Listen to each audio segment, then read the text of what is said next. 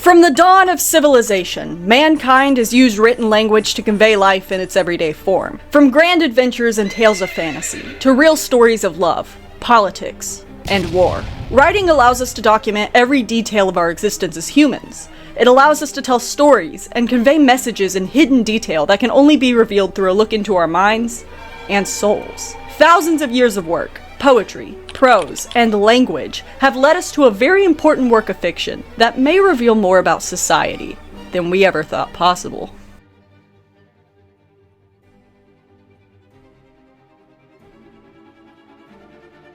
A story of love, politics, sexuality, heartbreak, and most importantly, forgiveness. I Will Survive is a fan comic written and illustrated by Borba on DeviantArt, and it features the characters of Zootopia long after the events of the movie. It contains heavy themes like an unwanted pregnancy, abortion, domestic disputes, and ow. Ow! Fuck! Ah! Oh, holy fuck! Ah!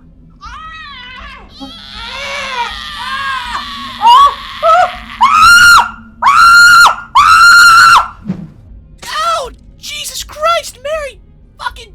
What the hell was that? That fucking... No, stop! I'm your brainworm! What? How did you even get in there? I crawled in a little bit ago when you were sleeping. What?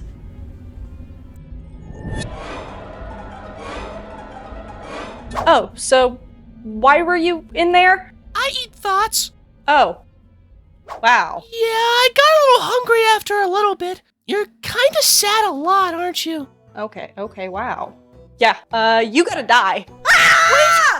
Just 1 second. Fucking legs. Jesus. I want to help you with your analysis of the Zootopia comic.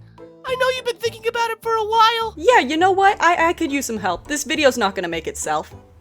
Come on. Come on. Aww. You know, you're kind of a cute little guy. Oh, I know. I Will Survive by Borba, Part 1. We open on a beautiful morning in Zootopia as Judy sets down a pregnancy test on her bathroom counter.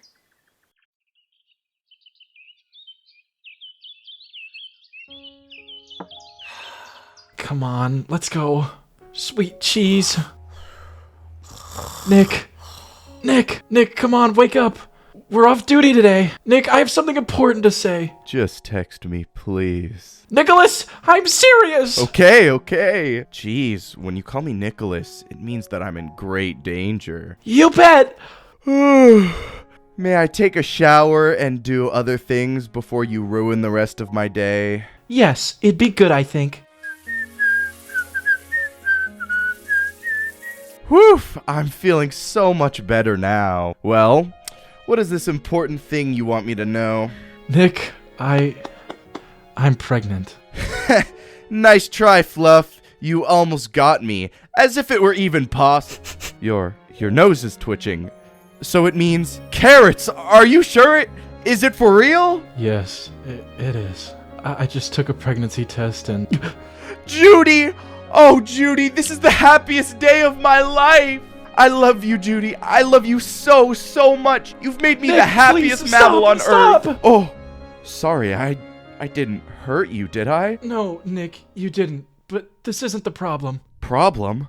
You mean because we're from different species, you think our baby might have some type of problem? That wasn't what I meant. Well, I don't Nick, understand. please don't make things worse for us. Judy, what are you talking about? Nick, I don't want this child. No, I can't believe Nick, you said that. Hear me out. Please tell me I heard wrong.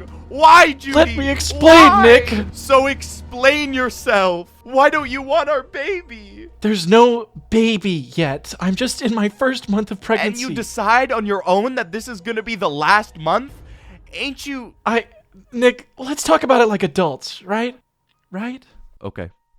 Tell your tale. Thanks. Well, at first I believed you couldn't get me pregnant. Yes, I do know there are some cases of interbreeding, but they're extremely rare, and none of them involved a couple formed by a pred and a prey, so I foolishly believed we didn't have to take any precautions. But how wrong I was. I don't understand why you... Because I'm afraid! Afraid of what?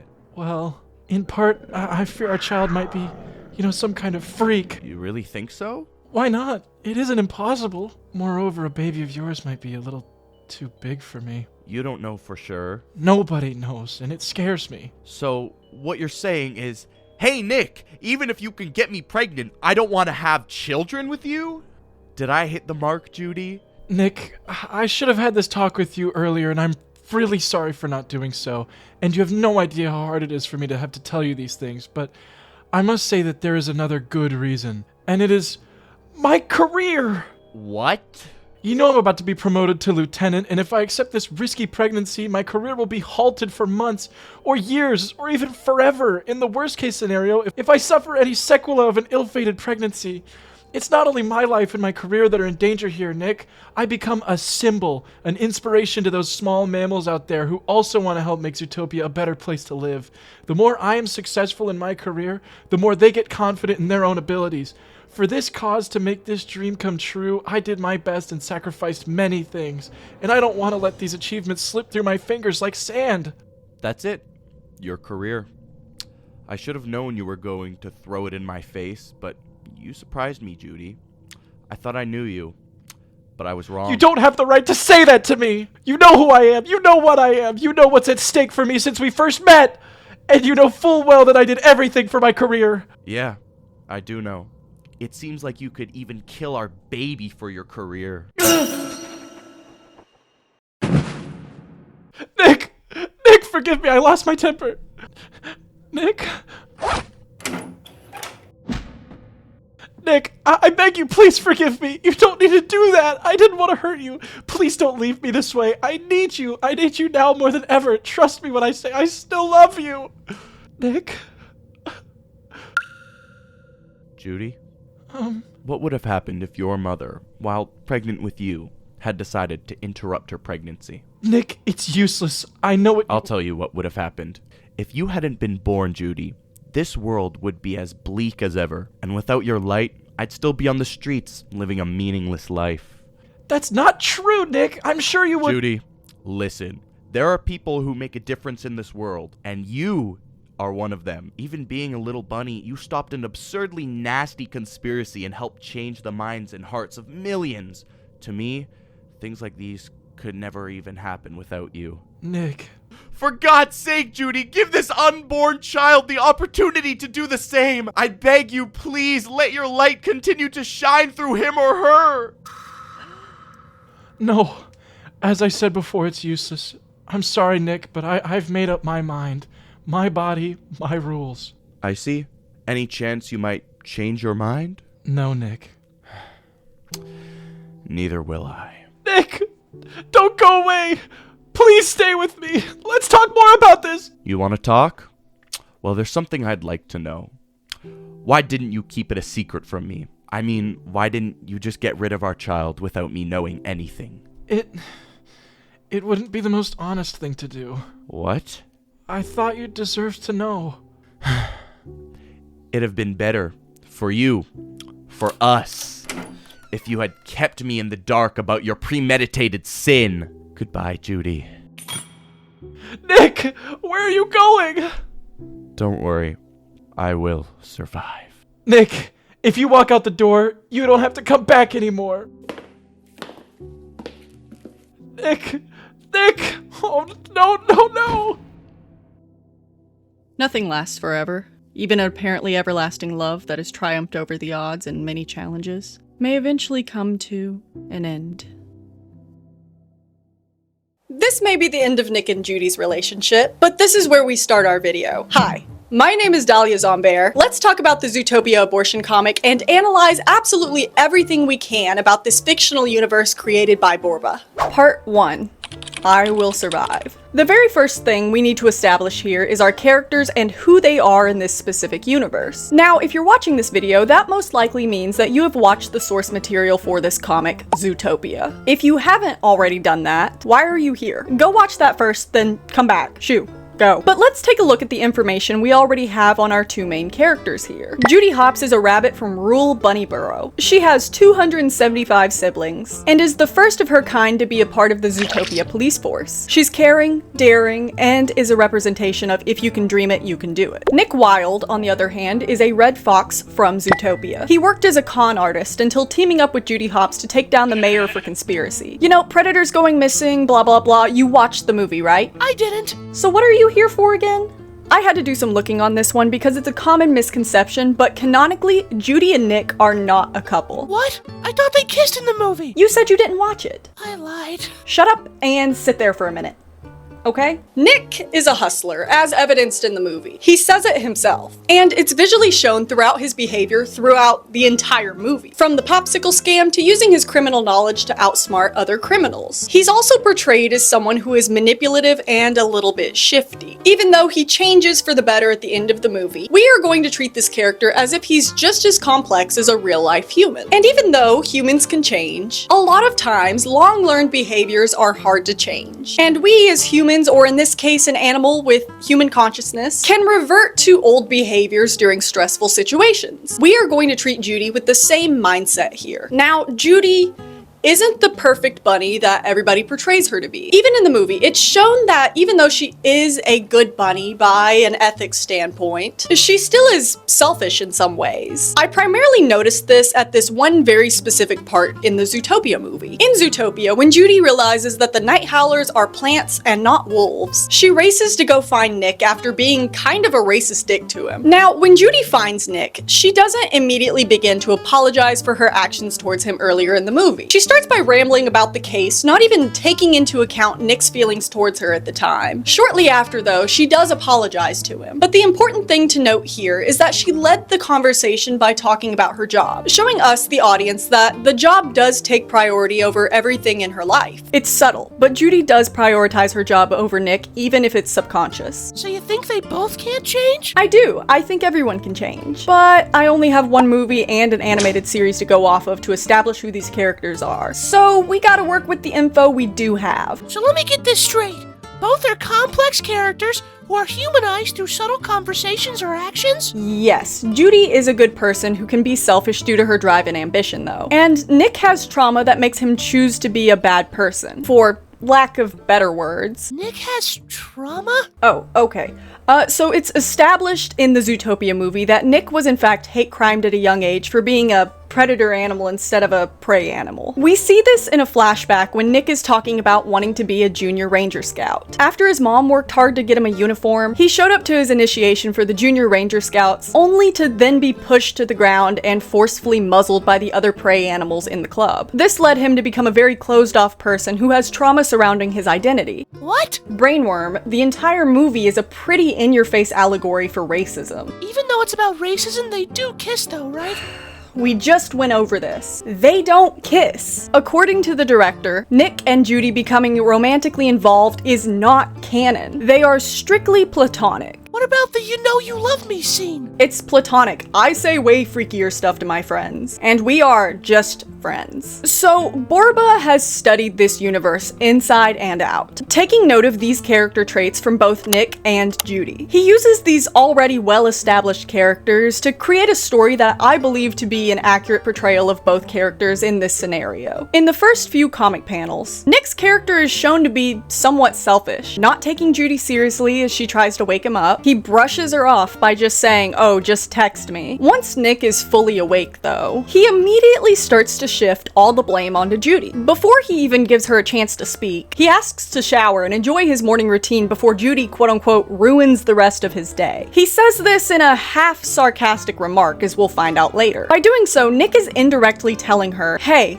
I'm more at peace alone than I am with you. You're disturbing my day." He excuses her outburst as her fault preemptively, brushing her off. In reality, we know it takes two to tango. Wow, so Borba really hits you with establishing the characters that fast? Yeah, it's all about the details. This is secretly one of the most well-thought-out works of fiction I've seen in a while. Well then, please elaborate. How can a stupid crack-fit comic be a hard-hitting, detailed satire? Well, Brainworm, I'm glad you asked. It'll all tie together in the end. eventually. Everybody here just has to trust me for a second. So after Judy confesses her pregnancy to Nick, he brushes it off and plays it up to be a joke. Once realizing she's serious though, he has an immediate mood swing, which can be used as a tool for manipulation because it leaves the victim unable to predict any further actions. When Judy brings up that she thinks there might be a problem with the pregnancy, seeing that they may have some sort of strange hybrid creature, Nick begins to start subtly shifting the blame over to Judy, saying, "Oh, so you think there will be a problem. You think this is gonna go bad." Nick also brings up the fact that they are both different species, Nick being a fox and Judy being a rabbit. And when Nick says this, the different species is put into bold text, emphasizing the phrasing of the question, adding a little bit of hurt on his end while making it seem like Judy is being subtly racist towards him. You have to remember what the original movie is an allegory for. And even though at the end of Zootopia they're both fine with each other, we have to remember that Judy has in fact been racist towards Nick before. Or speciest? What would you call that? You know, if my employer didn't hire big cats, I'd be lying on my resume. Oh, Jesus.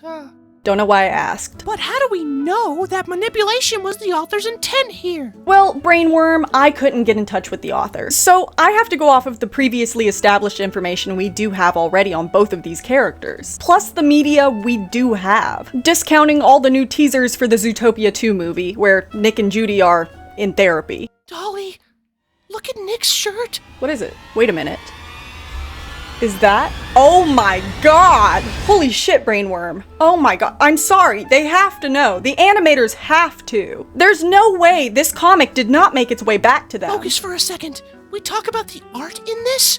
The author didn't have to make her such a baddie. Well, I think that's on purpose, Brainworm. That ass is magnificently shaped, but the art in this comic plays a huge role in the storytelling. It's what makes comics come to life. Judy has a lot of full body shots in this comic. Most notable, the shot where she expresses that she's afraid of having a hybrid baby. It's zoomed into her lower half, emphasizing her womb. A lot of the panels seem to make her smaller, and I think that's done on purpose. Because A, it's canon that she's small, but B, I think it's done to re-emphasize the predator versus prey dynamic between Nick and Judy. It's done to remind us just how different Nick and Judy are. One of the main points that I want to bring up today is that no matter how you feel about terminating a pregnancy, this comic is 100% about the debate surrounding it. Nick obviously taking the pro-life stance, and Judy taking the pro-choice stance. This entire thing could be argued that Nick's in the right or Judy's in the right based on your political beliefs and your own personal morals. The whole thing is complicated, and I'm not here to get into that debate. That is not what this video is about at all. I'm here because this comic at all angles is just absolutely insane. And me personally, I love to talk about insane things. The entire abortion debate, though being what opens off this comic series, is not the most important thing about this series. And when reading this 3-part series by Borba, not a lot of people are able to get past that. But don't worry, we'll get into what this comic is really about as we go. When Judy is allowed to elaborate on her feelings and thought process, she brings up her career as one, if not the primary reason for not wanting to keep the hybrid baby. Which, as a very career-driven woman, I can understand that. Some people feel like kids are a way to bring fulfillment into their life, others don't feel that way. It's a personal choice, and honest to God, who the hell am I to tell you what to believe in and what to do with your life? Seriously, you're gonna let a green-haired bitch on YouTube tell you how to live your life? Stand up, king. But Judy has been shown to prioritize her career over her personal relationships in the past. In the Zootopia movie, it's shown that having large families may be a cultural thing for the rabbits, with Judy's family having 276 kids at the time of the first movie. But Judy doesn't seem like the type of girl who wants to settle down on a farm in Bunnyborough. She doesn't want to help take care of a bunch of screaming kids until she herself starts popping out screaming kids. Judy is very independent, and having a child with Nick, well, it would make her dependent on him to have to take care of her during her pregnancy and after, and while raising a hybrid predator-prey child, and that hasn't been seen before in history. Long story short, as much as she loves and trusts Nick, there's a doubt somewhere in her mind that he'll be reliable enough to make this whole thing work. Let's talk about that lower body shot again for a second. I won't go too crazy on the framing of each panel in this comic, but this stood out to me and the other people who helped me work on the notes for this video. This shit was intense to work on. This panel is so powerful in the first part of this comic because I feel like it sets a subconscious tone for the rest of the 3 parts in this series. Not only is it a very in-your-face reference to the theme of abortion in this first part, but it also represents the objectification that Judy has to go through in society. And not only that, it's not just society that's objectifying her, it's Nick as well. I won't even get into Judy being sexualized and objectified by the fans of Zootopia. Listen, I could make a whole solid video out of just that. But I want to talk about Nick's perspective of Judy here. The panel consists of her holding not her stomach, but her womb, with her arms stretching up into the text bubbles, resembling a uterus with legs, with the text bubbles being the ovaries, of course. Not that a lot of you fucking nerds would know anything about women, but you know, I'll move on. The final piece of this being the emphasis on Judy's outfit. The curves, the tightness of it. Miss Ma'am is flexing a mean camel toe. In reality, this is probably just a fetish shot to a lot of people. But to me, and now for the rest of you, this is a symbol. This is the start of symbolism we're going to be seeing throughout the rest of this comic. This is a symbol of Nick seeing Judy as nothing more than an object of his desires. So she doesn't trust him, and he just wants to smash? Close enough, brainworm. How about this? How about, you just sit over there for a little bit and, let me ramble. Okay. Alright.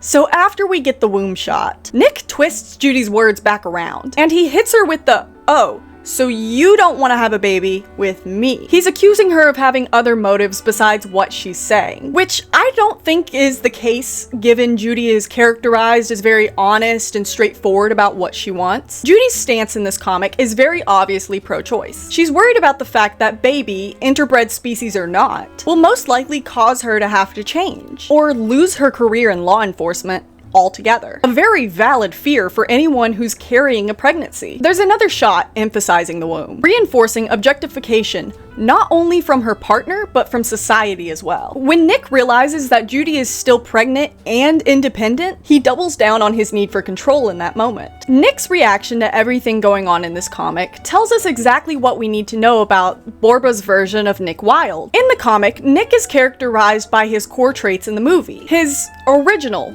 traits. In the comic, he's written as a toxic character, even if the audience can't see it at first. The toxic version of Nick is entering full swing mode at this point though, and he continues to shift all the blame for this situation back onto Judy. Like I said earlier, it takes 2 to tango. Nick tells Judy that she's throwing her career in his face. The same job that he has, mind you, that she got him, that she worked her entire life and 3 times as hard for, mind you. But anyway, things are ramping up. Nick takes it even further, saying, "I thought I knew you, but I was wrong." Judy quickly snaps back though, and hits him with the fact that her entire existence has been dependent on this dream of becoming a police officer. Which is true, as evidenced in the Zootopia movie. Everything that has happened to Judy has shaped her dream. She did everything. She went above and beyond to become the first rabbit police officer in all of Zootopia. And her job is her priority, which we have established already. Nick is aware of where her priorities lie, because canonically, it's about the only damn thing she talks about. Judy stands her ground against Nick, and he throws out one last jab to get under her skin. The most famous comic panel from this series. It seems like you could even kill our baby for your career. This is Nick's final and desperate jab to get Judy onto his side, through throwing the one single thing that her entire existence is defined by into her face. To Judy, it feels like he's just told her that her entire existence is pathetic and weak. She sees herself as a fighter. He sees her as selfish. This is where things start to turn in part 1. Judy bitch slaps the living hell out of Nick. Both sides have boiled up into physical violence at this point. Judy hitting Nick is not the most moral thing to do in this scenario, not by any means. But trying to convince Judy to keep this hybrid creature that may or may not kill her isn't really a good option either. One of the things that bugs me about conversations surrounding sensitive issues like this one is the lack of speaking in the presence of argument for argument's sake. In this conversation between Nick and Judy specifically, emotions are a big factor in the debate between the two. Neither one wants to really hear the other one out here. Both characters have their agenda with what they want to happen. Neither one truly hears the other though. With fear and selfishness clouding the room, the conversation becomes an argument because Nick doesn't want to hear Judy's side at all. He consistently just brushes her off, and he interjects his own wants and needs into her struggle with having a baby. Let me remind you, this isn't your typical do I keep it, do I not debate. The stakes for Judy are higher than normal. In the comic, we're shown examples of cross-species breeding, but there hasn't been a hybrid predator and prey animal made yet. Nick and Judy would be the first couple to have one. Judy's concerns about the hybrid are 100% valid. Nick is much bigger than her physically, so she might not even survive having this creature. They have no clue what they would create, or if the hybrid would even be viable, or God forbid, she has like 50 of them. Hey, I'm just saying, rabbits are known for having big families, as evidenced in where? In the movie. But Judy instantly regrets hitting Nick. She begs for forgiveness, but Nick acts calmly during this scene and gives Judy the old "what if your parents aborted you" talk, which is a talking point that's commonly used in situations like this for guilt-tripping purposes. Nick has ignored everything that Judy has given him as a valid reason for not wanting to have this hybrid. During this conversation,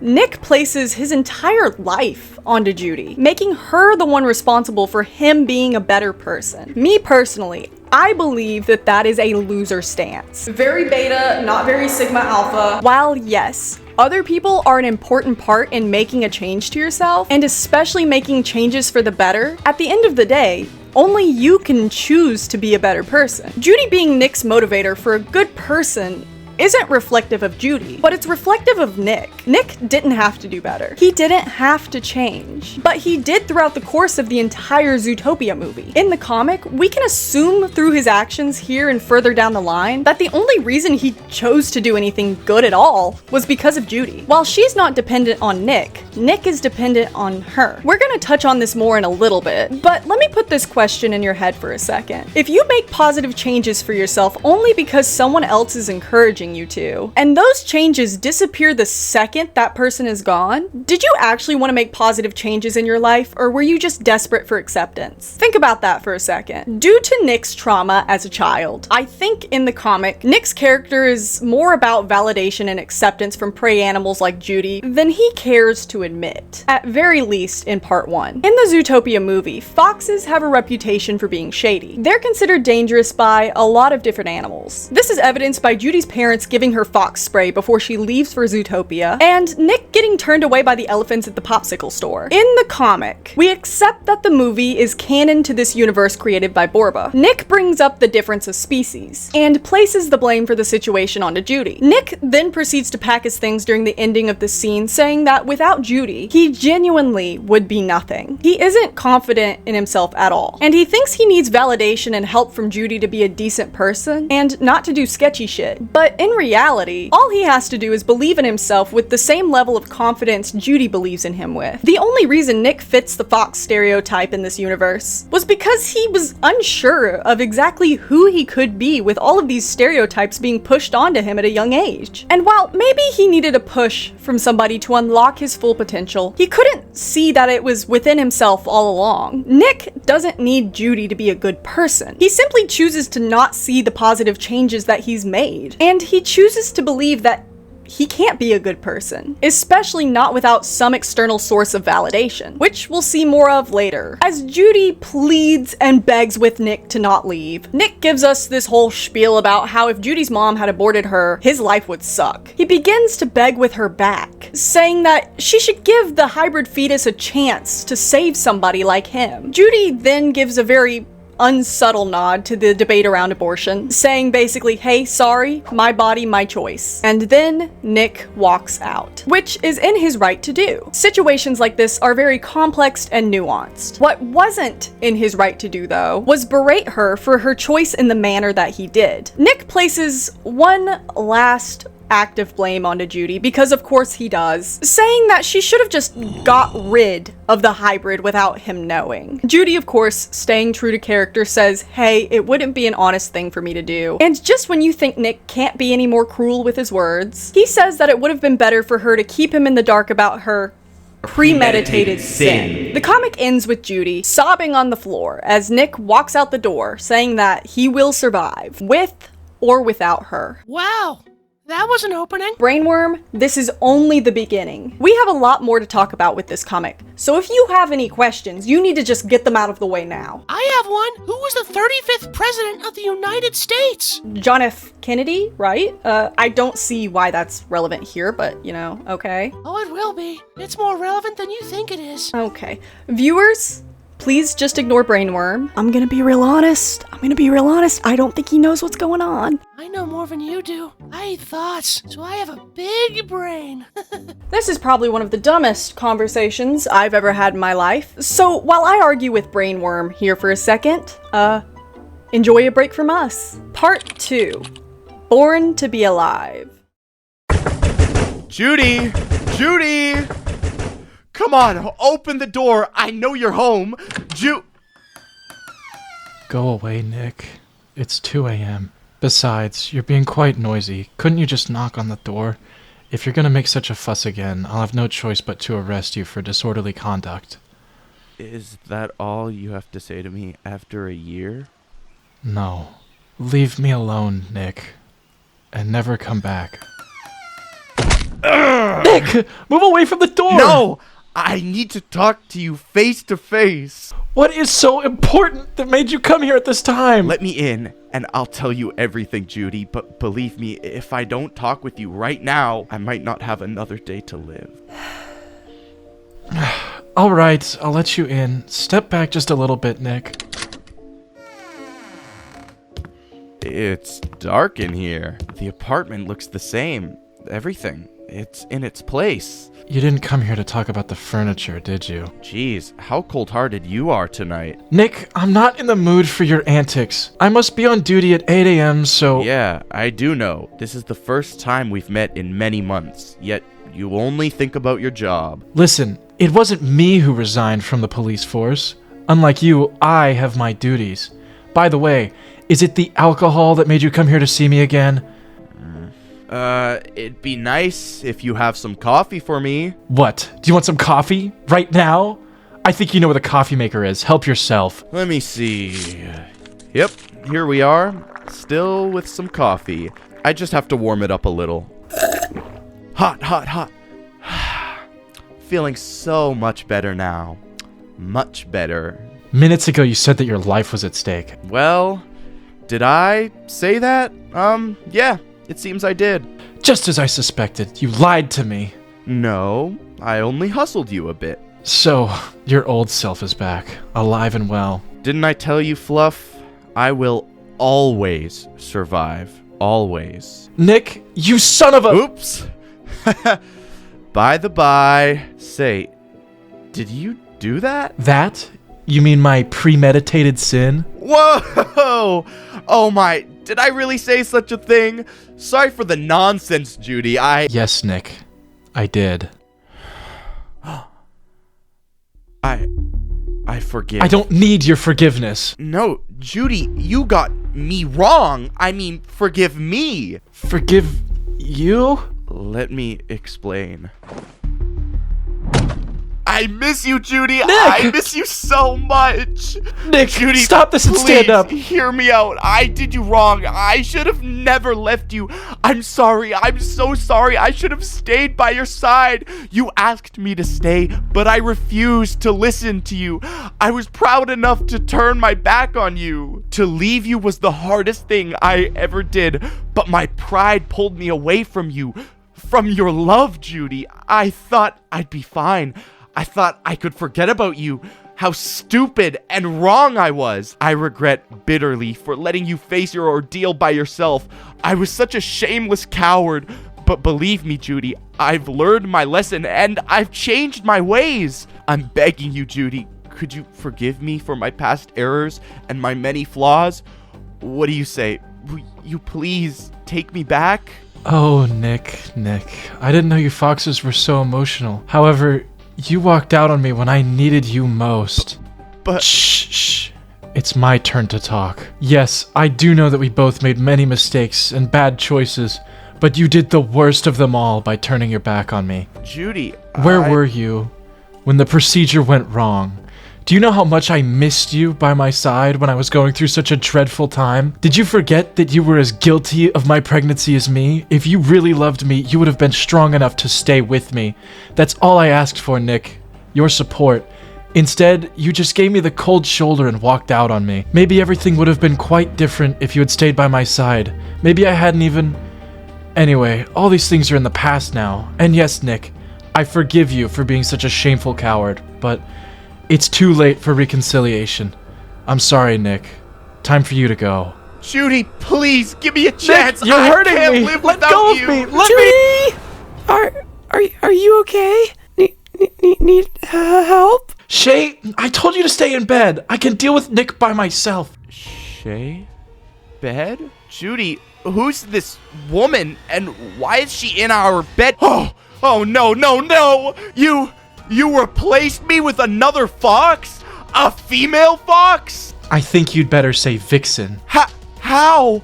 How come you... Many things happened while you were away, Nick. When you went away, I was in despair, feeling totally miserable and alone. I could not count on the support of my family, not after everything I put them through when I became a police officer, and especially after the two of us started to live together without being married. You know, they're Catholics. I didn't expect them to somehow accept my decision to interrupt my pregnancy. In the end, I stood up for myself and went ahead with the procedure. Of course, I kept my family unaware of what I was doing and what happened next. As the first rabbit to ever get an abortion, I was fully aware of the risks. Unfortunately, complications happened and I had to get help at the ZPD's hospital. And it was there when I first met Shannon, my ray of sunshine in those dark times. She works as a garage mechanic at ZPD and came to the hospital due to a minor injury. She's so sweet and shy and, like me, has gone through a stressful breakup. We became friends and began to cheer each other up. But that doesn't explain why you... Things aren't just black or white, Nick. There's a large gray area in between, and Shay and I are well in the middle of it. Even we were greatly surprised when our feelings started to change. No, I've had enough! You're not like that, Judy. You're just fooling yourself. Please dump this and get back to your true self. Don't you dare call her that! Let her go! Let her... Fuck off! go! Shay, you okay? Oh my, I'm so sorry. I didn't want... Nick, get Judy, out of my please, home now! now! I came here for you. Yeah, Nick, you came here out of the blue, from outer space, with a sad story and hoping I was all alone and free, didn't you? Oh no, Nick. Not I. I found me a new love with someone who respects me. With her, I got a new life to live, to start anew. Because I deserve to live a new life, Nick. I was born to be alive. Judy, please. Do yourself a favor and get out of my life. Forever. Goodbye, Nick.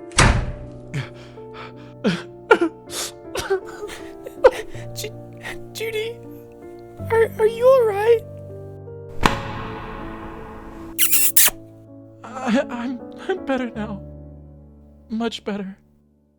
Okay, let's lock in. It's getting serious. We have a time skip here. The last time Nick and Judy saw each other was at very least months ago. The comic starts out with Nick banging at the door, and here's our first detail. Judy's apartment number is 4U, which starts this theme of Nick thinking that Judy is for him and him alone. But another thing we need to notice here are the locks. There's a lot more compared to Judy and Nick's apartment from earlier. This is symbolism, baby! This is what I'm talking about right here. Woo! Yeah, baby! That's what I've been waiting for. That's what it's all about. Since their last interaction, Judy has locked her heart up. She's shutting him out as he comes clawing back, thinking that he can win her back still. Let's take it a step forward here too, as we see Nick pleading with Judy to be let in. This is a very in-your-face juxtaposition to the ending of part 1, where Judy is begging Nick not to leave. Nick starts pulling his skeezy little tricks on Judy, acting like he's gonna die and trying to manipulate her into opening the door. Once inside, he starts acting nonchalant as fuck, just acting like nothing happened a second ago. Judy calls his ass out for being an alcoholic, but she says one important thing here. She asks if the alcohol is what made him come back. This definitely has not been the first time he showed back up to Judy since the first comic, but this time I guess he made it in the door because he just seems giddy as fuck to be there. One of the researchers in this video put down a note that says, quote, happier than a pig in shit. But anyway, Nick just plays everything off as fine, which shows he hasn't changed one bit. He just flips his mood and falls back onto his knees, sobbing and crying for Judy to take him back, promising change. And I don't think that's gonna happen. So let's talk comic details. What can we see in the art here? In part 1, there were subtle hints to the religious aspect of the pro-life rhetoric, but in part 2, it's a lot more in your face. So in the background of part 1, the details in the background tell a story of its own, and we get to see exactly how this universe parallels to our own. The details of the background show us religious art that's very similar to ours as humans. It doesn't take a high school English class to analyze what it means. We see things such as a crucified bunny statuette, and a painting of Mother Mary and baby bunny Jesus that's shown twice. But we don't see it in part 2. Why? Because at some point, Judy has replaced the religious imagery in her house. This being after her and Nick broke up. Judy comes from a religious family, as evidenced by her family being Catholics, a play on Catholics, which is known to be a more conservative branch of Christianity. So basically, Judy grew up Catholic. You know who else was Catholic? JFK. Brainworm, what does that have to do with anything? Wouldn't you like to know? Please just shut up. So anyway, Judy's religious guilt is manifested for us to see visually in this story. While, yes, it's shown subtly through the background art, we get a pretty direct reference when Judy is talking about what her family would think of her abortion. In this panel, while Judy talks about her religious family, we are shown Judy naked in the middle of the frame, curled into herself in a fetal position, as those who have judged her surround her as silhouettes in the background, Nick and her parents. Not only is she just curled up into a fetal position, but I believe that this may be a direct reference to the return of the body, metaphor commonly found in Christianity. In Christian theology, the return of the body is understood metaphorically and literally depending on how you grew up, where you grew up, what version of the Bible you use, etc. The return of the body is understood metaphorically and literally. For almost everybody, the return of the body has different meanings. In this comic though, my personal interpretation of this panel comes from a more hopeful and loving interpretation of God found in the New Testament, and through the teachings of Jesus. I think that this was done on purpose. I think that Borba wanted to take a metaphorical approach to this panel, as opposed to the Catholics' literal interpretation of the return of the body. So what does that even mean in this case? So basically, in 1 Corinthians chapter 15 verses 13 through 18, the Apostle Paul says, "If the dead are not yet raised, then Christ has not been raised. If Christ has not been raised, your faith is futile, and you are still in your sins. Then those who have also fallen asleep in Christ have perished." I think that Judy's panel is a representation of a spiritual rebirth for her, but not in the way you may think. Much like one is reunited with their body at the end times, Judy has reunited with herself.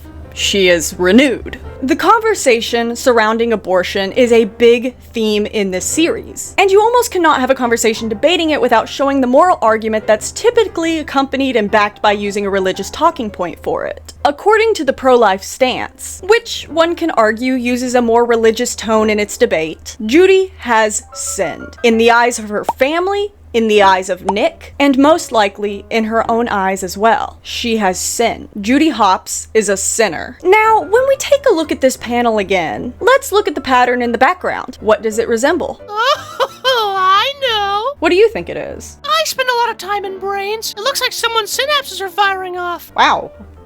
Profound answer. I would have expected broken glass to be an acceptable answer, but I think you may be even more correct. Honestly, it could be either. I think that both would hold the right meaning. If it's broken glass, then it's a visual metaphor for Judy breaking free from her past mental state, from the weaker version of herself. If it's supposed to be a synapse firing off in her brain, then it's showing us the mental changes she's had since Nick left. Either way, it's literally showing us Judy change her mind about life right in front of us. I hate to bring the topic back around to religion, because it's so nuanced and can be interpreted in so many different ways. But I mentioned just a little bit ago that this panel represents Judy's spiritual rebirth. I don't believe this is the typical spiritual rebirth, you know, where one is turned to God, but rather a spiritual rebirth of Judy as herself. In fact, she's rejected God, it seems. Not only is this panel a visual metaphor for Judy's mental transformation from chapter 1, but it also pushes Judy further away from Nick. As evidenced in the first chapter, Nick is religious in this universe. We can see this through his feelings on Judy terminating her pregnancy, and the use of religion in his language, saying, quote, "For God's sake, Judy, give this unborn child the opportunity to do the same. Let your light continue to shine through him or her," and premeditated sin. If you grew up in a church, then you'll know that these are pretty familiar phrases, and pretty familiar metaphors, especially the continuation of the light. Every detail moves them further and further away from each other in chapter 2, with it being just as much in your face as it is hidden. Judy is a proven sinner, and yet,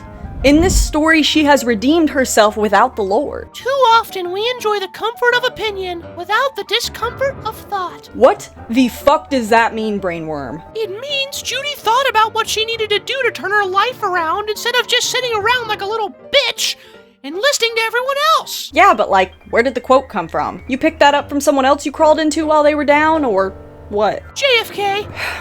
Brainworm. Brainworm. Listen, dude. I know you were in my head, but you're not making any sense right now. We're not on the same wavelength here. You keep bringing up JFK, and we haven't even gotten anywhere with that yet. So I genuinely don't know what you're going on about. It's important! Do you not see? You can't be this much of a stupid femoid! Whoa, dude, I did not know we were gonna go that route today. Yeah, I'm sorry. I absorbed a lot of Reddit being in your head. And that's what you take away, misogyny. I can go get a can of Raid and finish this video now. Is that what you want? Is that what you're wanting? You wanna go like that? No, not really. That doesn't sound nice. So then get it together. You actually wanna help me with this? Behave and stop interrupting me. Yeah, I can behave. I could be a good boy. What? Mommy? Okay.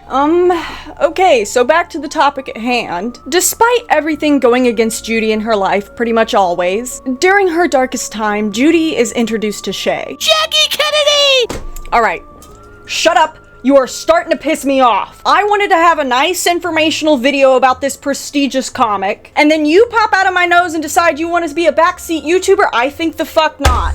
Wait, where are we going? I am taking you downstairs so that while I talk, you have to crawl your way back up for a while. Fuck you!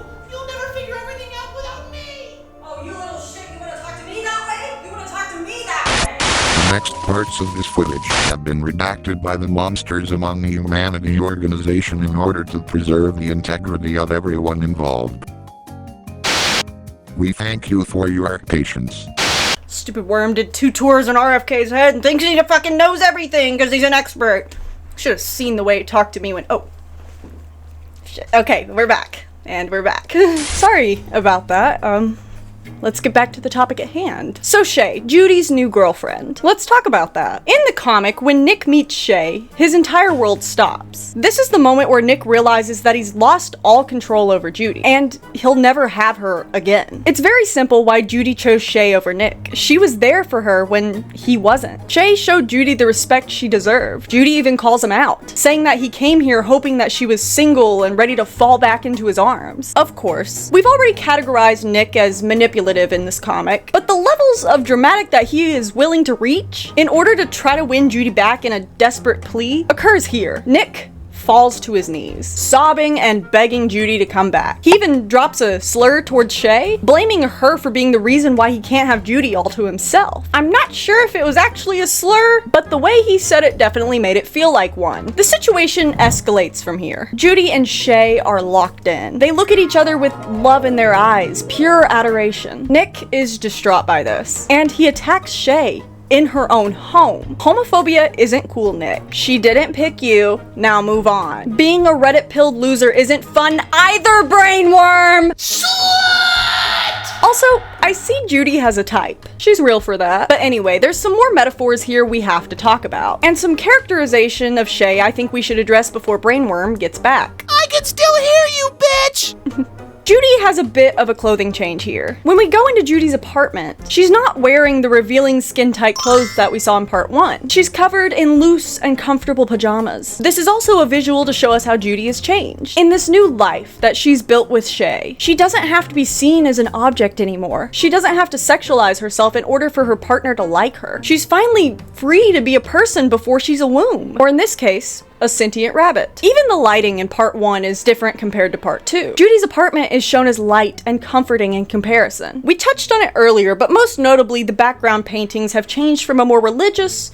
and more conservative perspective to a more feminist and empowering one. But for example, instead of having a bunny Jesus, there's Rosie the Riveter, or an animal that looks like Rosie the Riveter. We can see Wonder Woman on the fridge, and a painting of Frida Kahlo as well. I find it interesting that in all the panels except for one, the Frida Kahlo painting is looking away, looking straight forward. But in the panel where Nick is begging with Judy, and she's saying, "Nick, you're hurting me, let go," the portrait of Frida is side-eyeing Nick, and it snaps back to normal in the next panel. I thought that was a little funny. We also see some words on the fridge that may have some relevance when it comes to the underlying story here in general. Brainworm is right about something, but I'm not gonna let him know that. On Judy's fridge, it says, "Think about it. Think again. What do you think? Just think." John F. Kennedy once said, "We too often enjoy the comfort of opinion without the discomfort of thought." We have established Judy's character and new mindset through this quote. It can't be a coincidence, right? Judy's home is now filled with feminine empowerment. From the paintings to the women's magazine on the table, Judy has transformed herself mentally and spiritually. Shay has helped give her a new life after her abortion went wrong. Her life is now shown through bright details as opposed to Nick's life. When he talks about what happened to him after part 1, the illustrations show Nick in a dark, filthy, and trashed light. In the panels showing his one-night stand, the room is dark,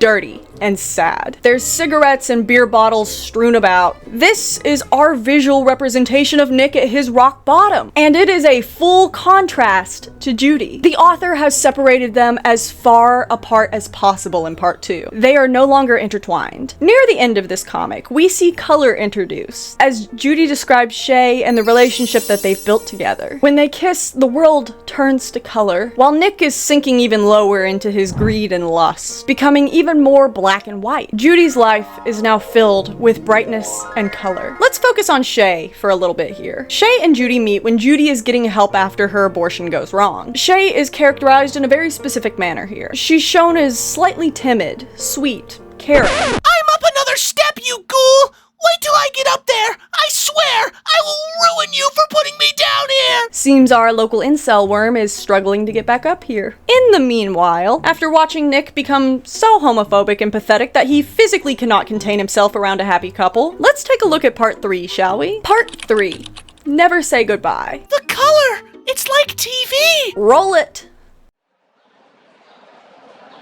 Okay, boys and girls, what do you guys want? I want pineapple blueberry juice. Mr. Wild. Nice choice, Samson. I'll have one too. Isn't this gonna be expensive for you, Mr. Wild? No worries, Monica. Junior Rangers Reserve Fund will reimburse my expenses. Besides, I'm the treasurer, ain't I? Well, now that you kids know everything about this great station, I'm gonna show you a wonderful place. A place where... What's going on?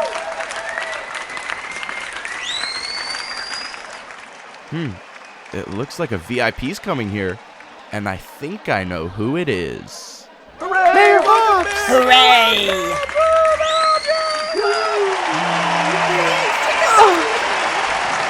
Dumb bunny! What? This voice.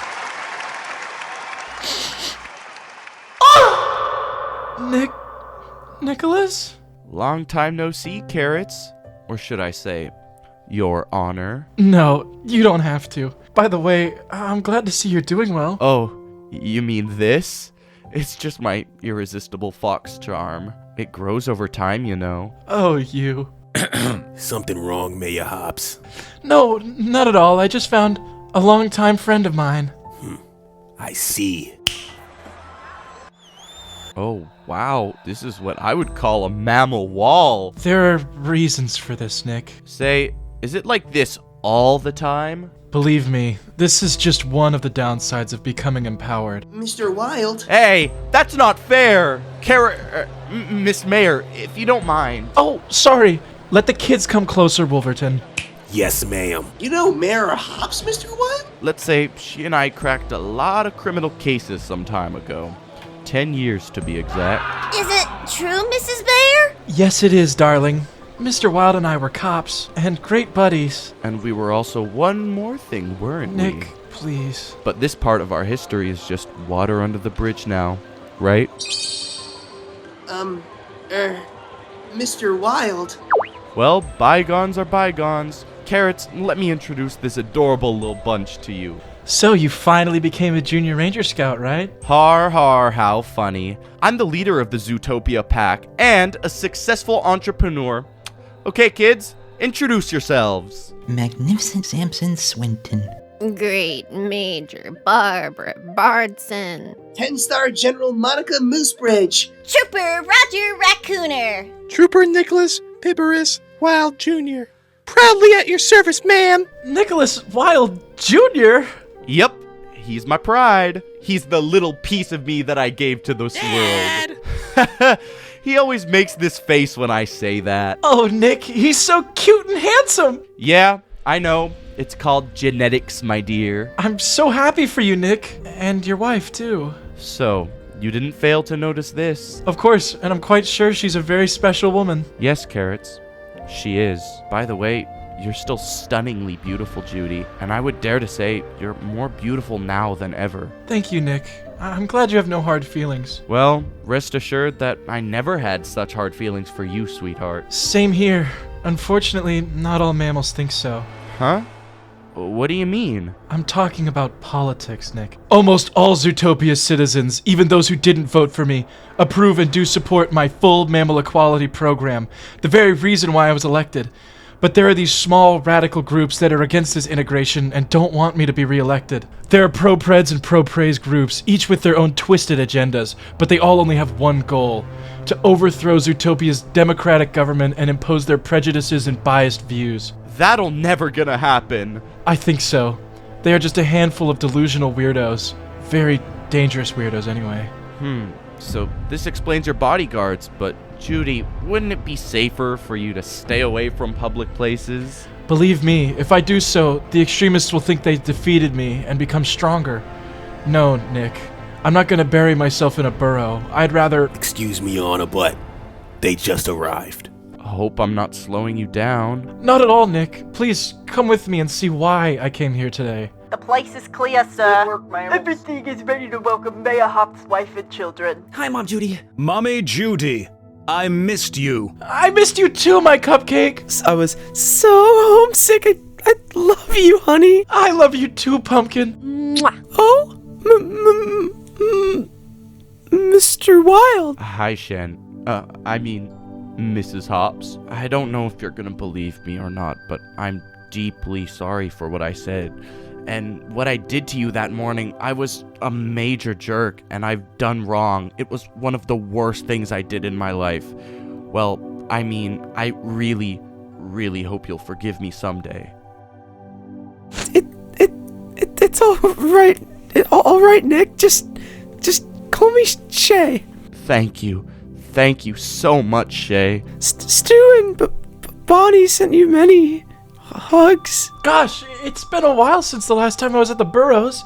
I'll pay them a visit as soon as possible. I've seen your family on the news, but it's a pleasure to meet your kids in person. Thanks. Let me introduce them to you. This is Rafiki. He's the captain of his school's paw ball team. Say hi to Mr. Wild, Rafiki. Hi. Nice to meet you, Rafiki. Say, what about becoming a junior ranger scout, son? Wow, it'd be way cool, Mr. Wild. And this young lady is Mulan. Say hi, sweetie. she's a little shy. They're so adorable. Shay, this handsome boy is Nick's son, Nick Jr. Oh, how cute he is. What would you like to do when you grow up, my dear? Why does she have a stutter? I'd like to help make the world a better place. Well, I'm sure I've heard those words before. Oh no, really? Poor me, thinking I was being original when I taught my kid that lesson. Your Honor, it's time to go. Who needs a watch with all these watch mammals around? I hope all these security measures are not really necessary, but better safe than sorry, right? Anyway, they're just doing their duty, like us when we were cops, remember? Of course, Carrots. I'll never forget our time as cops. Me neither. Well, I think it's time to say... Goodbye? Yes, it seems so. Goodbye, Nick. My friend. Please, never say goodbye to me again. Judy, my friend. Agreed. I'll never say that again. Oh, if you ever need anything from Zootopia City Hall... Now that you said that, Junior Ranger Scouts are in need of new headquarters. You smart fox. All right, just go to my office. We'll see what I can do for your scouts. Deal? Deal. Nice. See you, Nick. Mayor Hobbs! Mayor Hobbs is a great mammal, isn't she, Dad? Yeah, I'm sure she is, Junior. I'm sure she is. Well, boys and gals, now that everything has been said and done, well, what was I saying to you kiddos a dozen minutes ago? Oh yeah, are you ready to know a very amusing place? Where is it, Dad? Why, you know where, Junior. It's our amusement park, the Wild Times.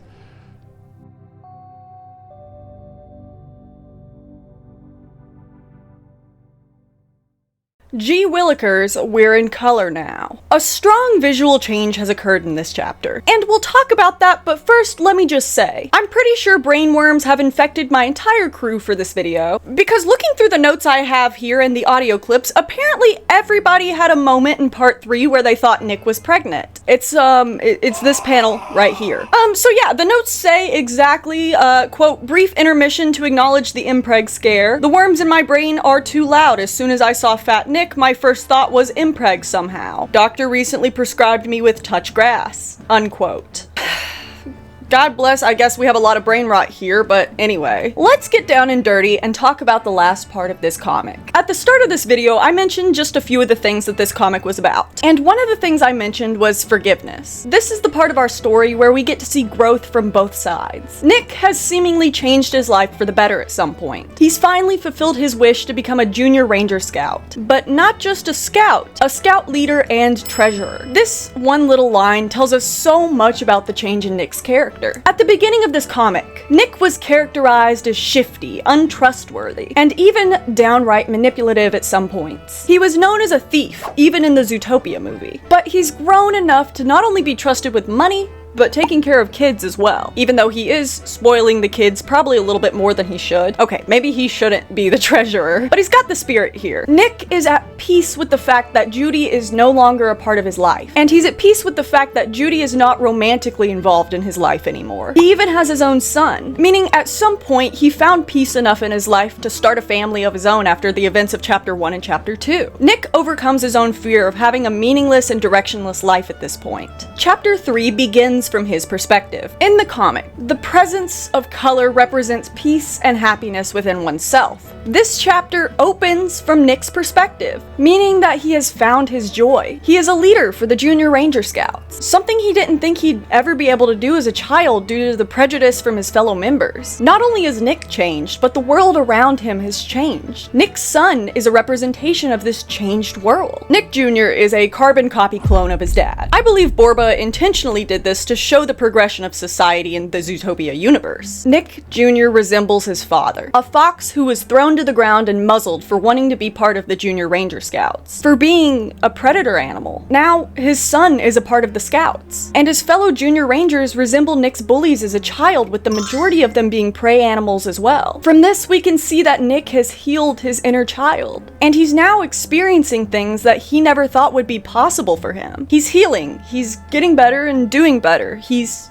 changed. Dahlia, when I get up these stairs, I'm gonna fucking kill you! Judy, on the other hand, has done quite a bit of healing herself, it seems. Judy and Shay have adopted 2 kids. And now Judy Hopps is the mayor of Zootopia. Now, this could be a change for Judy where she's overcome her fears of children ruining her career. But I like to think of this more as a character development for her finding herself along the way. In the last 2 chapters, and in specifically Chapter 2, Judy did a lot of growing mentally and emotionally. We don't know exactly how long it's been since part 2. But in one panel, Nick says that he and Judy used to crack cases 10 years ago, showing us that it's been at very least 10 years since Nick quit law enforcement. So this part is probably around the 7 to 8 years later mark, considering how old Nick's son may be. At this point in the story, Judy has been able to make peace with herself. And by having children, it shows us that she's in a much better place emotionally and maturity-wise. Based off Judy's character, which we established in part 1 of this video, she's always been very level-headed. And in part 2, she grows in emotional maturity. It makes sense that when Judy is finally able to settle down and have a much less dangerous career, that's when she decides to have kids in part 3. It's very fitting for her character to wait until she knows it's the right time to have a family. This entire part could just be a read between the lines as well to show that Nick wouldn't have been a good husband for her specifically too. Judy and Nick's relationship in part 3 is very different to the previous parts. It's very different to how it started in the series. And Borba makes a point to showcase that through language, of course. From the moment that Judy sees Nick, the world around both of them lights up with pastels and bubbles and shimmers. There's a lot of shimmers. A lot of shimmers and bubbles. And the dialogue is written in a way that almost makes it seem like Judy and Nick are still in love with each other. And in a way, they are. You guys know that meme that's like, men never get over their first love? Yeah, it's literally that. In one panel, after Nick says that their history is just water under the bridge, it shows Nick and Judy gazing at each other, while bubbles with happy memories of the two of them dance around, only to be snapped back to reality when one of the children addresses Nick. It continues on though, even with the font changing. This is done to reflect the feelings between Nick and Judy. It's very obvious that there's still some feelings going on, but both of them are in vastly different places. Nick genuinely seems to regret his actions, but he never apologizes directly to Judy. Also, might I add that both Nick and Judy are married and have different partners by this point. I'm not saying I would crash out if I heard this conversation between the two of them as Shay, you know, Judy's wife, but the conversation does seem a little too intimate. Being flirty seems like a trait that Nick would have, but I feel like this is where Borba missed the mark with the characterization of these two. I know this plays into the whole soulmates are real thought process, but I don't think that Judy's reaction would have been nearly as nice seeing him. I think she would be courteous and she would be kind, but after everything she went through and everything Shay went through with her, and all of the things Nick has said and done to the both of them for that matter, I think Judy would have kept it courteous but short. That's my biggest gripe about the writing in this. But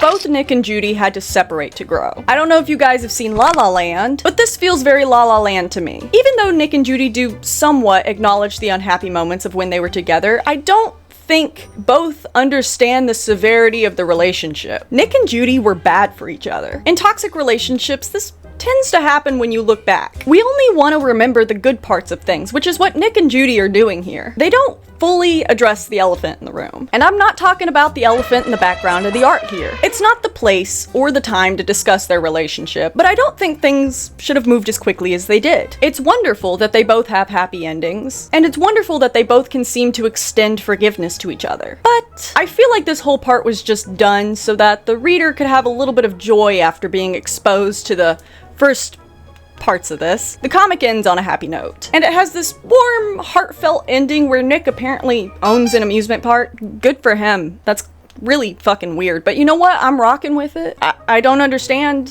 where his money came from, why he got an amusement park. That's kind of a random thing to throw in there. Am I crazy? I love theme parks. I love theme parks. That's been my hyperfixation of many years. Come on, just a little bit more. Jesus Christ, it's hard to do this when you don't have legs.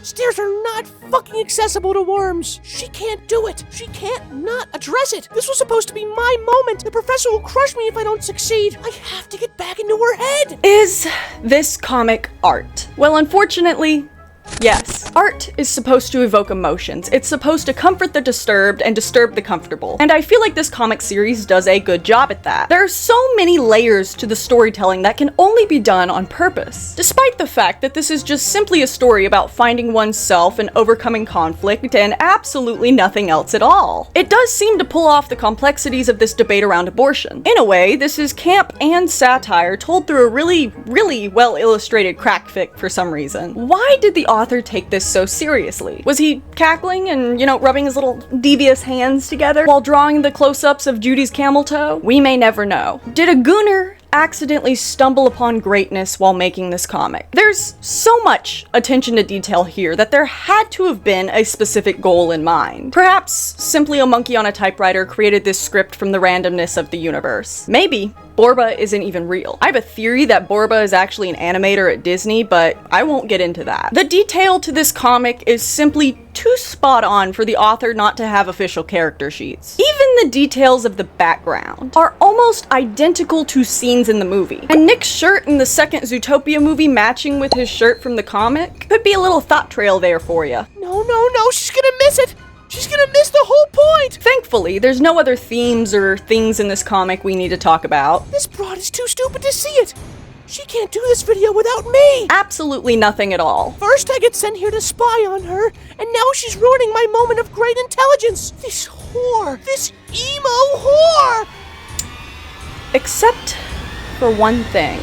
The Secret Part 4.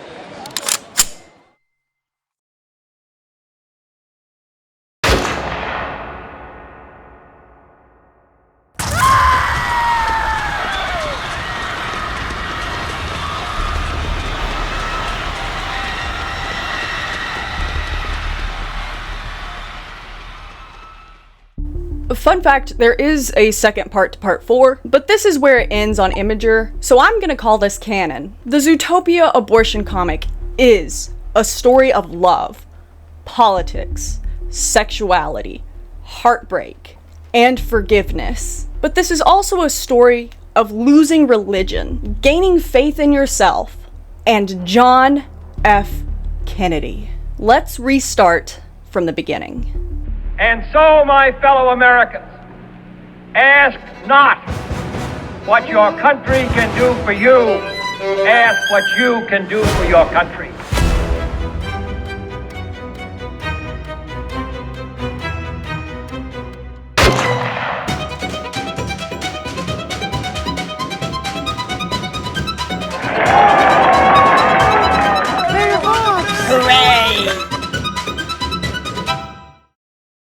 On May 29th, 1917, John Fitzgerald Kennedy was born into the world, and in 1961, he was indoctrinated as the 35th President of the United States. He was the first Roman Catholic president, and served during one of the most important times in American history. The 1960s in America was a time of profound cultural, social, and political changes. It was a great time of optimism, and much like today, there was an intense conflict throughout the nation. The Civil Rights Movement, the Vietnam War, and the assassination of a president. During Kennedy's presidency, there was segregation of black and white Americans, and this segregation was a fire that fueled prejudice. The story of Zootopia does not shy away from the fact that it is about racial prejudice. It doesn't shy away from the fact that it is about a bias in a community, with prey animals being the allegory for white people, and predator animals being the allegory for people of color, which historically should be flipped, because white people have done some pretty fucked up stuff to pretty much every race out there. But the allegory for people of color being predators in Zootopia plays off the racist mindset idea that people who aren't white are predators to white people. JFK was considered progressive for his time, much like Judy in Zootopia. In part 1 of the Zootopia abortion comic, Nick and Judy are dealing with the feelings and the reality of an abortion. It's ugly, and it's nasty. Judy and Nick are not married in this comic, but they still had sexual relations outside of marriage. John F. Kennedy had several alleged mistresses, all while being married to Jackie Kennedy. And on June 25th of 2025, an article was posted by Page 6, detailing the story of a woman named Joan Lundberg. She was one of the women that JFK had an affair with. The story comes from JFK, Public-Private Secret,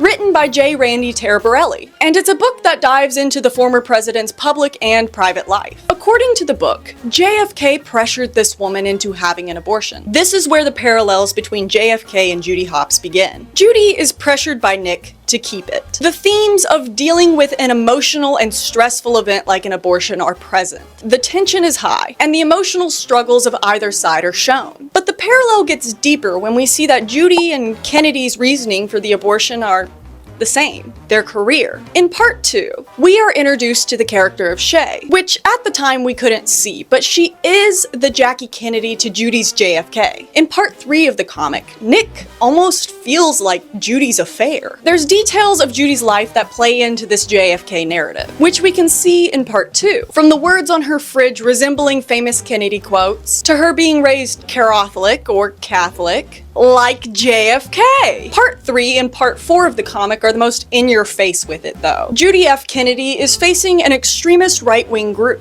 that resembles the Nazis and the Third KKK. The KKK especially would have been active at the time of JFK's presidency, the same people who would have opposed JFK's presidency. Kennedy was progressive for the time, much like Judy with her mammal equality program. Judy is a progressive in this universe. If you really want to get into it, she's a queer politician in an interracial queer marriage. She's literally in a gay relationship. Yeah, they made the Zootopia abortion comic woke. Deal with it. But Shay resembles Jackie Kennedy right down to the demeanor. And in part 3, she even wears the pink tweed Chanel suit that Jackie Kennedy watched her husband die in. The one thing I can't figure out about Shay's parallel to Jackie Kennedy is her stutter. I can't find any evidence of Jacqueline Kennedy having one. The one thing I can find though is that she has this kind of uppity regal accent that made people think that she was posh, for lack of a better term. I don't know much about accents, but she did have a very interesting accent. It sounds like money. Even the artwork, in a way, resembles JFK's presidency historically. The change of black and white to color. Not only is this a representation of the changes made within the characters, but during the 1960s, color TV was starting to become mainstream. Even though the technology was accessible earlier, it wasn't until there was an improved affordability, more color, broadcasts, and higher quality TVs that it started becoming popular amongst American households. This entire story is inspired by JFK, and the use of Zootopia is the perfect way to execute it. You bitch! Brainworm! You made it back finally, I just finished the video. You took my ideas! I could have helped you and made it better! It won't be as good without me! You're not smart enough to figure everything out! Oh, you rude little worm. I didn't need your help. Yes, you did! You even said it! Besides, I was in your head! I know you couldn't have done this without me! But I did. And it's over now. So why don't we find you a new host to live in? How's that sound? You fool! I know you'll never make it in this industry! You cater to these stupid humans! They'll never accept a ghoul as one of them! Even the professor knows it! The professor? Professor Shelley? How do you know who that is? That's not your concern! Brainworm? Why did you crawl into my head? You could have picked anyone, and yet you chose the one person whose brains are constantly rotting. Why did you crawl into my head? It wasn't to help me with anything, was it? You spend too much time worrying about these silly humans, Dahlia. I was sent to check in and make sure you weren't lost is all. Lost? You don't get it, do you? You're really that dumb, huh? Oh, I get it, Brainworm. I get it. I get that you are a pest. I tried to choose kindness, but you've shown me you're nothing more than an annoying little brainworm. Oh. Interrupting my video. Going into my head without consent. Lashing out at me when you don't get your way. I'm not going anywhere. And I'm not listening to you. And I sure as hell am not going to give you or Shelley the time of day. I'm studying humanity, interacting with them, and living among them now. Something you will never understand. Not all monsters are evil. But almost every monster I've met has been. You included. You're pathetic. Holding on to your humanity. Come home and stop bitching about this degenerate bullshit. You are nothing! You always will be! You're ugly and stupid and will never amount to anything! You were given eternal life and you squander it! You disgust me, and you'll never be as smart as me, for I am a true monster with the gift of knowledge for the world! Let me ask you one last question. Yeah? Any last words? Vermus est aeternus. Ow! Ow! No! No, Jesus!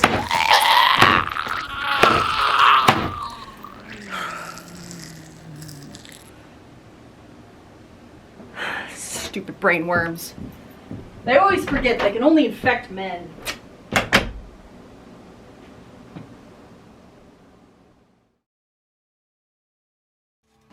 Ask you out on a whim. So if you want, let's go to jungle gyms.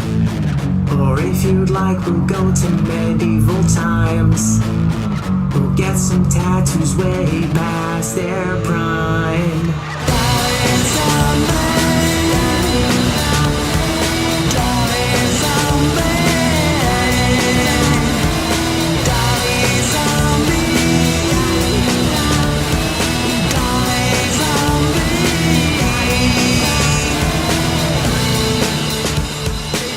They're gonna bring drinks. They're gonna bring drinks.